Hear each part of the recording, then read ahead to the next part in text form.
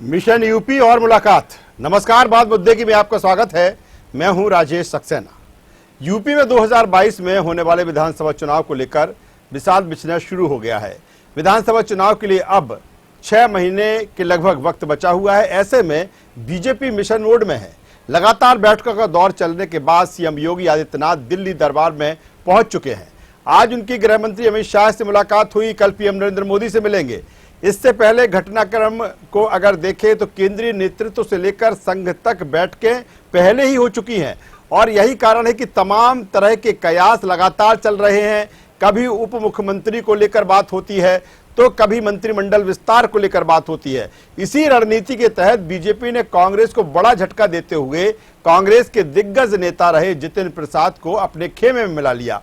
जितिन प्रसाद के जरिए बीजेपी कहीं ना कहीं आगामी चुनाव में ब्राह्मण वोट में सेंध लगाने की कोशिश करेगी। कुल जमा यूपी इलेक्शन को लेकर बीजेपी लगातार अपनी तैयारी को दुरुस्त कर रही है। पंचायत चुनाव में आशा के अनुरूप प्रदर्शन बीजेपी नहीं कर पाई और तभी से ये बात बीजेपी को घर कर गई है। और यही कारण है कि चाहे केंद्रीय नेतृत्व हो, चाहे संघ हो या फिर यूपी का बीजेपी संगठन हो, सरकार हो, अब पूरी तरीके से एक्शन मोड में है। क्योंकि जिस तरह से कोरोना के चलते उसमें पूरी सरकार, पूरी पार्टी लगी रही और अब कोरोना की जब रफ्तार थमी तो ऐसे में 2022 में जो इलेक्शन होना है जनवरी में, उस पर निगाहें बीजेपी की टिक गई हैं। आज हम शुरुआत करेंगे कल जो कुछ हुआ। जितिन प्रसाद जिस तरह से बीजेपी में शामिल हुए और जितिन प्रसाद से हम अपने आज इस प्रोग्राम की शुरुआत करेंगे और क्या कुछ घटनाक्रम हुआ उसको हम आगे ले जाएंगे। पहले देखिए इसी से जुड़ी ये रिपोर्ट, जब जितिन प्रसाद बीजेपी में मिले थे और आगे क्या इसमें इंप्रूवमेंट हुआ, हम आपको इस पैकेज के जरिए आपको बताते हैं।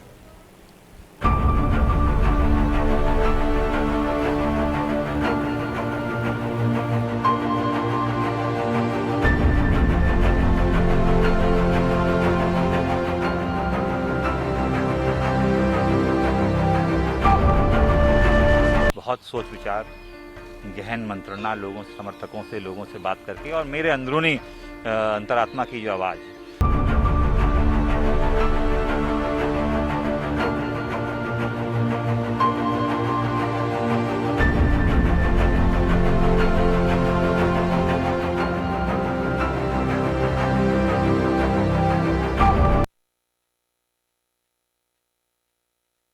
बीजेपी 2022 मिशन मोड में आ चुकी है और यही कारण है कि तमाम सारी कवायतें लंबे समय से देखने को मिल रही हैं। हमने देखा कि किस तरह से चाहे वो पार्टी हाईकमान हो, संघ हो, बैठकें चली उत्तर प्रदेश में, लखनऊ में और दिल्ली में भी इसको लेकर बैठक हुई। जब से पंचायत चुनाव के परिणाम आए हैं और कहीं ना कहीं कोरोना काबू में आया है, तभी से जो बीजेपी की एक्टिविटीज इलेक्शन को लेकर वो बढ़ गई है। और इसी क्रम में कल एक बड़ा झटका कांग्रेस को जितिन प्रसाद के रूप में और बीजेपी को बड़ा फायदा भी कह सकते हैं, क्योंकि ब्राह्मण एक जो वोटर है उत्तर प्रदेश में कहीं ना कहीं लंबे समय से ठगा सा महसूस कर रहा है। क्योंकि जिस तरह की उत्तर प्रदेश की राजनीति लंबे समय से रही है, कहीं ना कहीं दलित, पिछड़ा और ओबीसी जो है उनके इर्द गिर्द घूमती रही। ऐसे में जो कभी कांग्रेस उनकी पैरवी करती थी, कांग्रेस स्वयं हाशिए में है। ऐसे में कहीं ना कहीं इस वोटर को ये लग रहा था कि आखिर कौन सा ऐसा नेता है। अब जब बीजेपी केंद्र में है, बीजेपी उत्तर प्रदेश में है और ऐसे समय में एक ऐसा ब्राह्मण चेहरा जितिन प्रसाद के रूप में बीजेपी को मिला है और कहीं ना कहीं इसका फायदा जो बीजेपी है, जो इलेक्शन है 2022 में विधानसभा के, उसमें लेना चाहती है।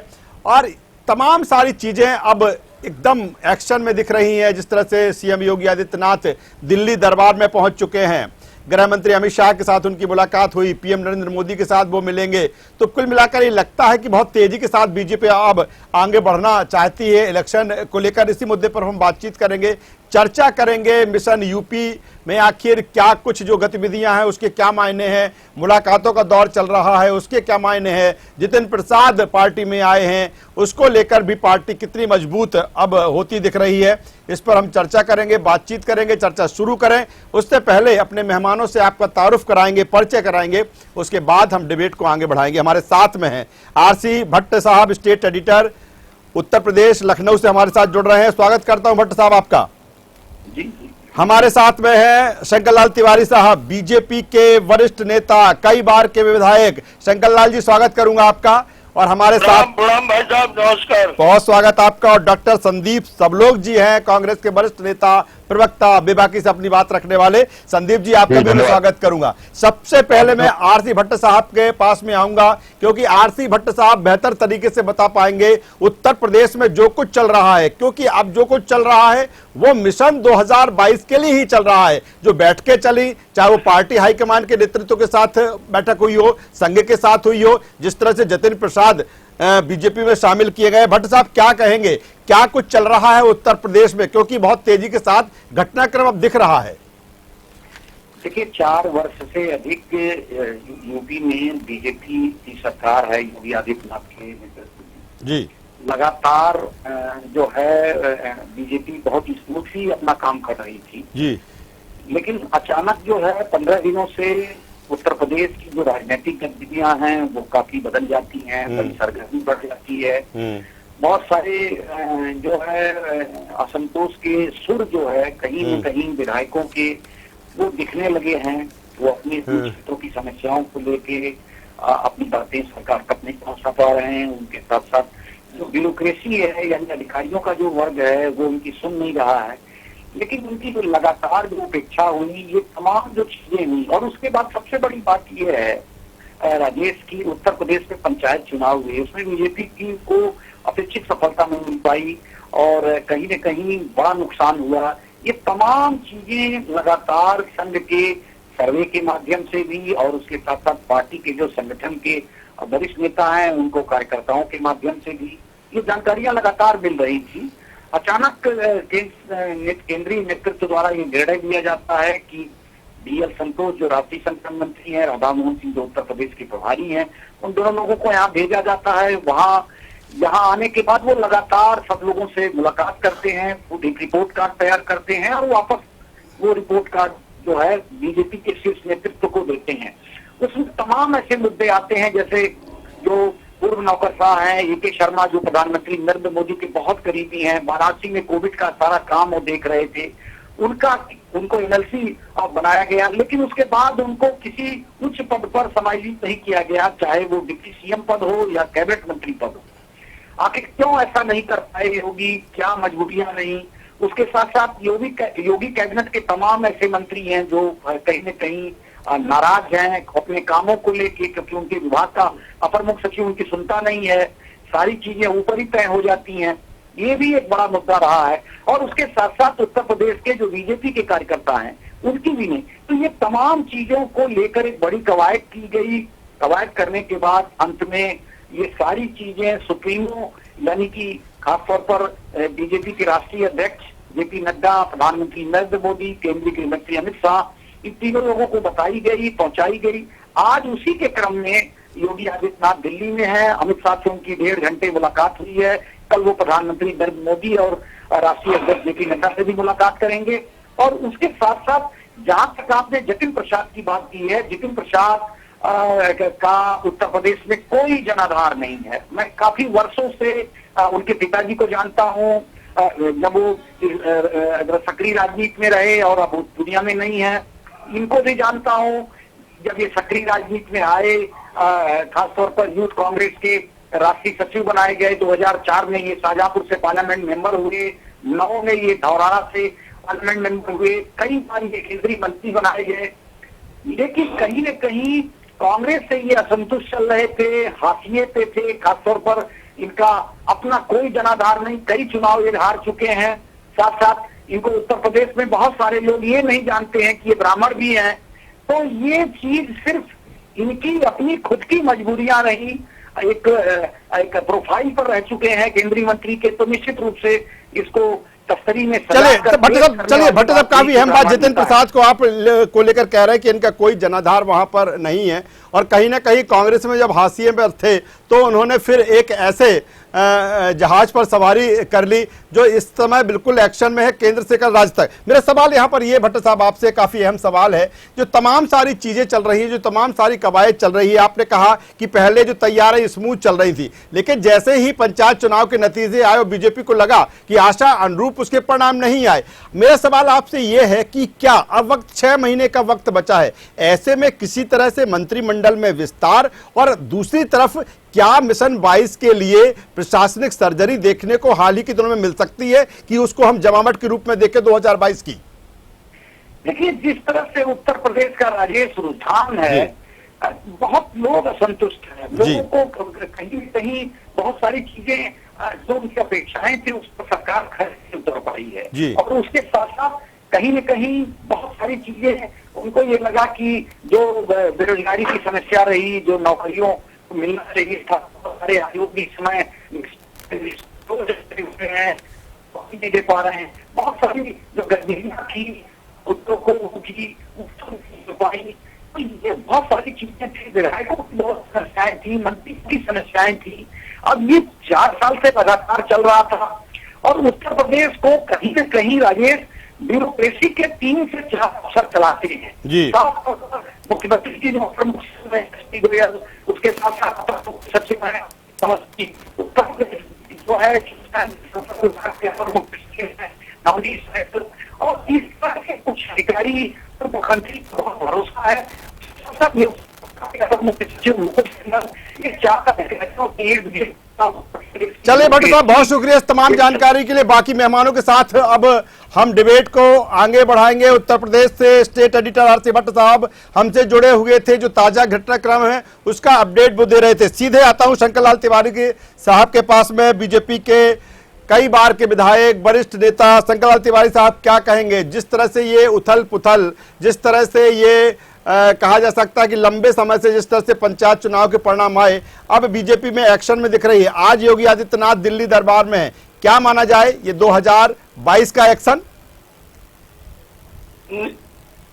आदरणीय राजेश जी, आदरणीय राजेश जी नमस्कार। आप बहुत वरिष्ठ पत्रकार हैं जी, और अपने साथ अन्य लोग बैठे हैं, ये सब राजनीति के जानकार लोग हैं जी।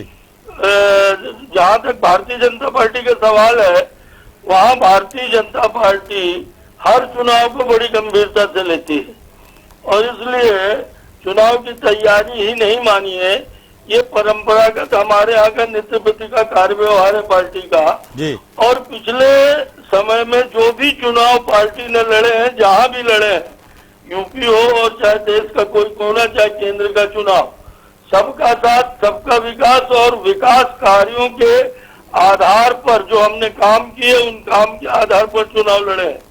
ये उत्तर प्रदेश के यशस्वी मुख्यमंत्री आदरणीय योगी राज जी ने जो काम किए हैं यूपी में, और जिस तरह से प्रदेश के अंदर एक परिवर्तन के बाद उन्होंने विकास के अंदर अन्य सामाजिक गतिविधियों में और अभी कोरोना की लड़ाई में जिस ढंग से भी आदित्यनाथ जी ने और कार्रवाई करके कोरोना को कंट्रोल करने में भी, और बड़ी बात यह कि law and order Uttar Pradesh की पिछली सरकारें जानी जाती थी जी। चलिए, शंकरलाल तिवारी साहब से शायद हमारा संपर्क टूट चुका है, जैसे ही जुड़ते हैं दोबारा उनके पास अगले सवाल के साथ में आऊंगा। डॉक्टर संदीप सबलोग जी हमारे साथ में हैं। संदीप जी क्या कहेंगे, बीजेपी इलेक्शन एक्शन में दिख रही है, कांग्रेस कहां है? एक झटका जितेंद्र प्रसाद का लग गया, 6 महीने का वक्त लगभग बचा है, कांग्रेस अभी तैयारियां दिख नहीं रही उत्तर प्रदेश को लेकर। राजेश जी, निश्चित रूप से थोड़ा सा साउंड ठीक कराइए जी, आपकी आवाज बेहतर आ रही है, बोलिए। लेकिन मुझे इको आ रही। हाँ ठीक है जी।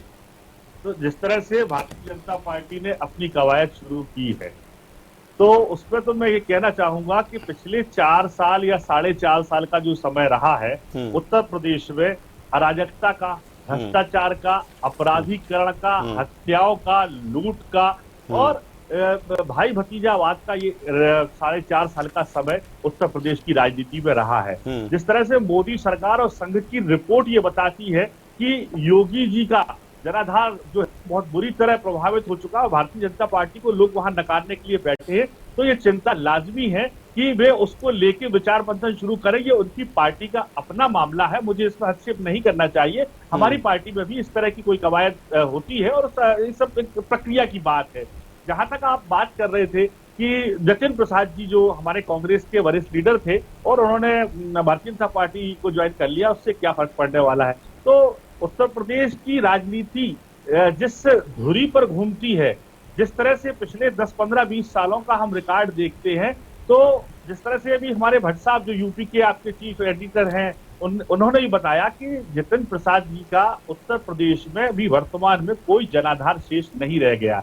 निश्चित रूप से कांग्रेस में उनके पिता एक थिंक टैंक के रूप में थे, कांग्रेस को मजबूती देने का काम उन्होंने किया था और उसी परिपाटी को कांग्रेस के शीर्ष नेतृत्व ने आगे बढ़ाते हुए जतिन प्रसाद जी को पूरा सम्मान दिया। जैसे एक अबोध बच्चे को लालन पालन करने की जिम्मेदारी माँ बाप की होती है, ऐसे ही हमारे पार्टी के शीर्ष नेतृत्व ने माननीय जतिन प्रसाद जी को पल्लवित और पोषित करने का प्रयास किया। लेकिन बहुत खेद की बात है कि छोड़े से लाभ के लिए जिस तरह से उन्होंने पार्टी को छोड़कर सत्ता की ओर दौड़ने का काम किया है, मुझे लगता है कि ये एक उदाहरण, एक नजीर उनको अपने एक पुराने साथी से लेना चाहिए। चलिए संदीप जी जतिन प्रसाद से आगे बढ़ते हैं जी। नहीं, मैं आप ही का कांग्रेस का सवाल संदीप जी, चलिए जतिन प्रसाद से हम आगे बढ़ चलते हैं। मेरा सवाल इस बात को लेकर है, आपने कहा कि तमाम सारे मुद्दे कांग्रेस के पास में है, चाहे आप जैसे शंकर लाल तिवारी साहब कह रहे हैं कि विकास हुआ, काम के आधार पर आगे बढ़ेंगे, 2022 में जाएंगे। आप कह रहे हैं कि वहां पर अराजकता देखी गई, लॉ एंड ऑर्डर की बात करें तो वो पूरी तरीके से ध्वस्त वहां हो चुका, वहां पर काम नहीं हुआ। ये तमाम सारे मुद्दे जो है संदीप जी, किसके कंधे पर कांग्रेस लेकर जाएगी? कौन सा ऐसा नेता है जो इन चीजों को आगे बढ़ाएगा और कहीं ना कहीं यूपी की जनता को ये बताए कि नहीं, जो उत्तर प्रदेश में बीजेपी की सरकार रही उसमें काम नहीं हुआ, ये काम कांग्रेस करके दिखाएगी? ऐसा दिख नहीं रहा संदीप जी। राजेश जी, यूपी में कांग्रेस पार्टी पिछले 4 साल से लगातार जमीन पर काम कर रही है जी। कांग्रेस पार्टी एक कार्यकर्ता आधारित पार्टी है, यहाँ नेता का चेहरा नहीं कार्यकर्ता का चेहरा चलता है और माननीय प्रियंका गांधी जी को इसकी कमान दी गई, उनको जिम्मेदारी दी गई है और वो उत्तर प्रदेश में कार्यकर्ताओं के साथ बैठकर लगातार पिछले 4 साल से पार्टी संगठन को मजबूत बनाने में जुटी हुई है जी। चलिए मैं शंकर लाल तिवारी साहब के पास में आ जाता हूं। शायद जो ऑडियो है बेहतर हो गया होगा शंकर लाल तिवारी साहब का। बोलिए भाई साहब। चलिए शंकर लाल जी, जिस तरह से चूंकि जब मेरी आपसे चर्चा चल रही थी, संदीप जी से मैंने कांग्रेस का पक्ष जाना, वो कह रहे हैं कि तमाम सारी चीजें जिनका दावा बीजेपी कर रही है वो ऐसा कुछ नहीं है, तमाम सारी चीजें उन्होंने गिना दी हैं बीजेपी के खिलाफ। दूसरी तरफ चलिए मैं बीजेपी को लेकर ही मैं आता हूं, क्या जिस तरह से पंचायत चुनाव के नतीजे आए, शंकर लाल तिवारी साहब, लगातार अगर बीजेपी से बात की जाए तो तमाम सारे काम गिनाए जाते हैं, लॉ एंड ऑर्डर है, तमाम सारी चीज जो योगी आदित्यनाथ के इन 4-4.5 सालों में हुआ, लेकिन पंचायत चुनाव के जो परिणाम आए वो आशा के अनुरूप नहीं आए। क्या ये बीजेपी के लिए एक चिंता का विषय है? नहीं, चिंता का विषय हमारे लिए हर बात है, हर छोटा चुनाव है, पर वस्तु स्थिति ये है कि उत्तर प्रदेश और बिहार जैसे राज्य वर्षों से जातिवाद के आधार पर गिरे रहे। पहली बार बिहार में और उत्तर प्रदेश जैसे राज्यों में एक राष्ट्रीय पार्टी के रूप में भारतीय जनता पार्टी को लोगों ने पिछले गुंडा राजों के खिलाफ और पसंद किया और वो लोगों की बनी चाहत बनी भारतीय जनता पार्टी। अब स्थिति मैं आपको स्पष्ट कहूं, बड़ा गलत आंकलन है। मैं विनती करूंगा विशेष करके मीडिया और आपसे कि पंचायत के चुनाव स्थानीय स्तर पर लड़े जाते हैं। पंचायत के चुनाव में वोट देने का मामला जो होता है वो स्थानीय ग्राम पंचायत के अंदर या जिला पंचायत जनपद के अंदर स्थानीय बातों को लेकर के है और जातियों को लेकर के है। और राष्ट्रीय मुद्दों पे आप याद करिए कि उत्तर प्रदेश से लोकसभा की सिर्फ 2 सीटें छोड़ करके जो मुलायम सिंह की परिवार को गई थी वो सारी सीटें मिली और तब पूछा पत्रकारों ने ही और अन्य लोगों ने मायावती जी के समर्थकों से कि भाई ऐसा आपने क्यों किया, आपने लोकसभा में एक भी सीट नहीं दिलाई। तो उस समय जवाब था जनता का कि लोकसभा में हम इन्हें जिता करके करेंगे क्या, विधानसभा में इन्हें पहुंचा के करेंगे क्या। वो तो पंचायत के चुनाव थे और इसलिए स्थानीय स्तर पर हमने इनको मदद करी, पर लोकसभा के अंदर मोदी जी ही सरकार चला सकते हैं। अगर मायावती हम लोकसभा भेजते हैं उनकी पार्टी को तो वो सिर्फ बार्गेन करेगी, और सपा को भी अगर हम विधानसभा और मध्य प्रदेश में सपा को भी अगर हम विधानसभा में और लखनऊ में बैठाते हैं तो सिर्फ गुंडा राज कायम होगा। मैं आपसे कहूं कि पंचायत के चुनाव का परिणाम कोई मायने नहीं रखता है विधानसभा और लोकसभा के चुनावों में। साथ ही मैं एक चीज जरूर कहूंगा कि कांग्रेस के प्रवक्ता जी को आरएसएस की रिपोर्ट कहां से मिल गई। अभी वो कह रहे थे आरएसएस की रिपोर्ट और भारतीय जनता पार्टी की जो रिपोर्ट है उसमें योगी जी के बारे में जो आया है, या आरएसएस की रिपोर्ट कांग्रेस वालों को कहां से मिल जाएगी भाई साहब। और आरएसएस कोई ऐसी रिपोर्ट बनाती ही नहीं जो मेरी जानकारी में है जी।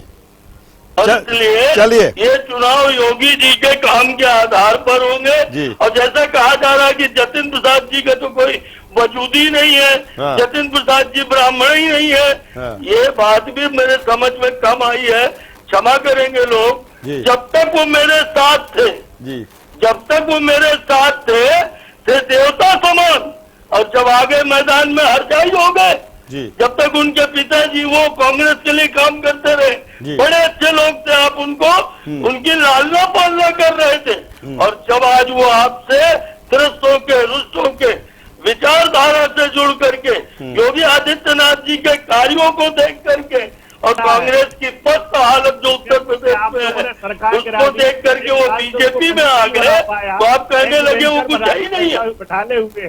चलिए शंकरलाल तिवारी साहब, मैं संदीप जी मैं आपके पास में आता हूं, लेकिन सवाल के साथ मैं आपके पास में आऊंगा।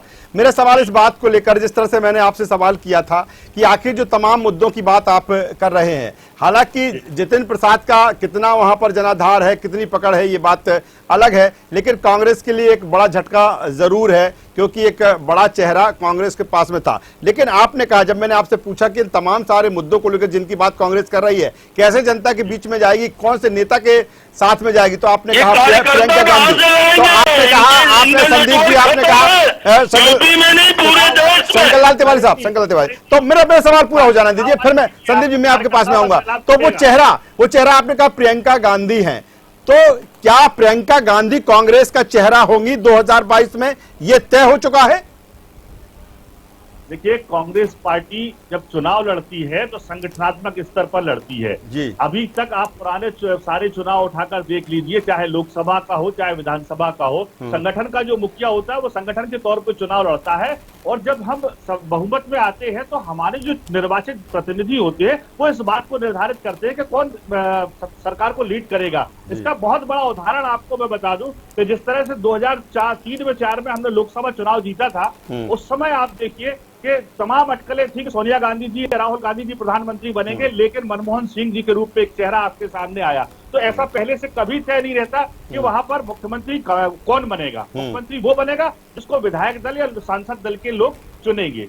दूसरी बात, अभी शंकरलाल जी की बात को मैं बड़े विनम्रता से निवेदन करना चाहता हूं कि मैंने ये कतई नहीं कहा कि वे ब्राह्मण नहीं है, निश्चित रूप से ब्राह्मण हैं, और समाज का सबसे प्रतिष्ठित वर्ग ब्राह्मण वर्ग माना जाता है, जिसका नेतृत्व या जिसको अनुसरण पूरे दूसरे अन्य जो समाज के लोग होते हैं वो ब्राह्मण समाज का अनुसरण करते हैं। मैं उनका बड़ा सम्मान करता हूं। तो मैंने ये बात कहीं नहीं कही कि जतिन प्रसाद जी ब्राह्मण नहीं है। दूसरी बात मैं कहना चाहता हूं कि जिस तरह से जतिन प्रसाद जी को ब्राह्मण कार्ड के रूप में उत्तर प्रदेश लाया गया, तो इसके पीछे क्या मजबूरियां थी, क्या जरूरत थी, मैं आपको 4 साल के उस आपराधिक रिकॉर्ड की तरफ आपके चैनल के माध्यम से ले जाना चाहूंगा कि उत्तर प्रदेश में पिछले 4 साल में जितना ज्यादा अत्याचार ब्राह्मणों के साथ हुआ है, इतना पिछले 40-50 साल में कभी नहीं हुआ। ब्राह्मणों की बेटियों के साथ सरेआम आबरू लूटी गई। ब्राह्मण वर्ग के कई लोगों, चलिए लंबा हो जाएगा संदीप जी, बात का वक्त कम है। बिल्कुल आपने कानून व्यवस्था को लेकर पहले सवाल उठाए।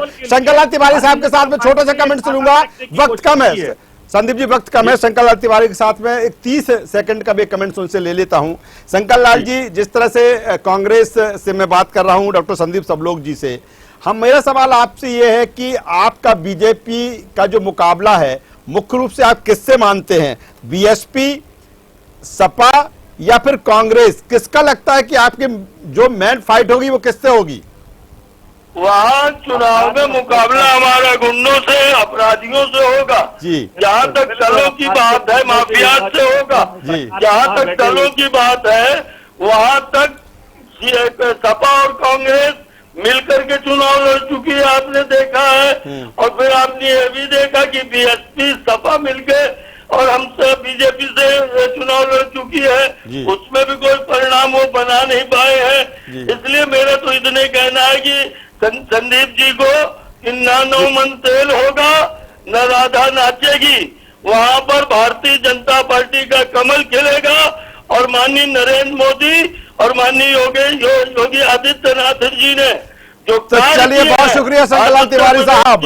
तो यूपी की जो जंग है या मिशन 2022 उसको लेकर जो बीजेपी लगातार जो उसकी तैयारियां हैं, जो स्ट्रेटजी है, अब तेजी के साथ आगे दिख रही है। दूसरी तरफ कांग्रेस को जो झटका लगा है उसकी किस तरह से भरपाई होती है, या फिर सपा बसपा से किस तरह से मुकाबला 2022 में बीजेपी का होगा, ये तमाम सारी चीजें हैं।